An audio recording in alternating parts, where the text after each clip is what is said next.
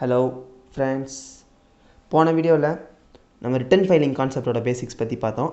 இந்த வீடியோவில் என்ன ஃபார்மில் வந்து நம்ம அந்த இன்கம் டேக்ஸ் ரிட்டனை ஃபைல் பண்ண போகிறோம். ஃபார்ம்னு ஒன்று இருக்கும். நம்ம பாட்டுக்கு ஒரு பேப்பரில் எழுதி ரிட்டன் ஃபைல் பண்ணிட முடியாது. அதுக்குன்னு ஒரு ஃபார்ம் இருக்கும். அந்த ஃபார்மை ஃபில் பண்ணி அதை தான் நம்ம வந்து ஐடியில் வந்து ரிட்டன் ஃபைல் பண்ணுற மாதிரி இருக்கும். அது என்னென்ன ஃபார்ம் யார் யாருக்கு அப்படிங்கிறத நம்ம இந்த வீடியோவில் பார்க்க போகிறோம். First ITR 1 income tax return 1 யாருக்குன்னு பார்த்தீங்கன்னா இன்கம் ஃப்ரம் சேலரி இருக்கணும்.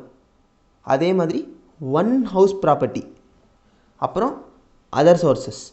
Income from salary, income from house ப்ராப்பர்ட்டியில் ஒரே ஒரு ஹவுஸ் ப்ராப்பர்ட்டி வச்சுருக்கணும். இன்கம் ஃப்ரம் அதர் சோர்ஸு, இந்த மூணு இன்கம் இருக்கிறவங்களுக்கு ரிட்டன் வந்து ஐடிஆர் 1. அடுத்து ஐடிஆர் 2. ஐடிஆர் 2க்கு வந்து பிஸ்னஸ் ஹெட் இருக்கக்கூடாது.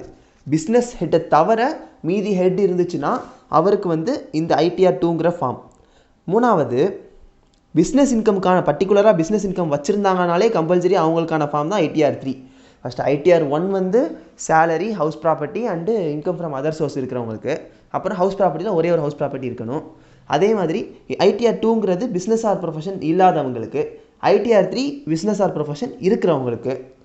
நாலாவது பார்த்தீங்கன்னா ஐடிஆர் 4 ப்ரிசம்ப்டிவ் டாக்ஸேஷன். இந்த ப்ரிசம்ப்டிவ் டாக்ஸேஷனுங்கிறது நம்ம ஏற்கனவே பிஜிபிபி சாப்டரில் பார்த்துட்டோம். புக்ஸ் ஆஃப் அக்கௌண்ட் மெயின்டைன் பண்ண தேவையில்லை, ஆடிட் தேவையில்லை, டைரெக்டாக ஃப்ளாட் ரேட்டாக நம்ம அவங்க வந்து டேக்ஸ் பே பண்ணிக்கலாம் அப்படிங்கிற மாதிரி பார்த்தோம். அந்த சிஸ்டம் ஃபாலோ பண்ணுறவங்களுக்கான ஒரு ரிட்டன் தான் ஐடிஆர் 4. இது வந்து ரொம்ப ரொம்ப ஈஸியான ஒரு வேலை. ஏன்னா வந்து எந்த ஒரு எக்ஸ்பெண்டிச்சர் எதுவுமே கிடையாது, டைரெக்டான ஃப்ளாட் ரேட்டு. அடுத்து ஐடிஆர் 5. ஐடிஆர் 5 யாருக்குன்னு பார்த்தீங்கன்னா other than individual HUF company. அப்போ மிச்சம் என்ன இருக்குது? ஃபர்மு, ஏஜேபி, அப்புறம் body of individual, association of persons, இவங்களுக்கான ரிட்டன் தான் ஐடிஆர் 5. இது போக ஐடிஆர் 7 ஃபைல் பண்ணுறவங்கள தவிர மீதி எல்லாருக்கும்னு சொல்கிறாங்க. ஸோ ஐடிஆர் 7 என்னங்கிறத பார்ப்போம். அடுத்து ஐடிஆர் 6 வந்து எக்ஸம்ஷன் அண்டர் செக்ஷன் 11. இது நமக்கு இப்போதைக்கு தேவையில்லை, ஃபைனலில் வரும். அந்த எக்ஸம்ஷன் அண்டர் செக்ஷன் 11 வந்து ரிட்டன் ஃபைல் பண்ணுறவங்கள தவிர மீதி எல்லா கம்பெனிஸுக்கும் வந்து ஐடிஆர் 6. அடுத்து ஐடிஆர் 7 யாருன்னு இப்போ தான் நம்ம பார்க்க போகிறோம். நம்ம இப்போ தான் பார்த்து முடித்தோம். 139 4A 4B 4C 4D 4F இந்த 5 என்னங்கிறத நம்ம போன வீடியோவில் தான் பார்த்தோம்.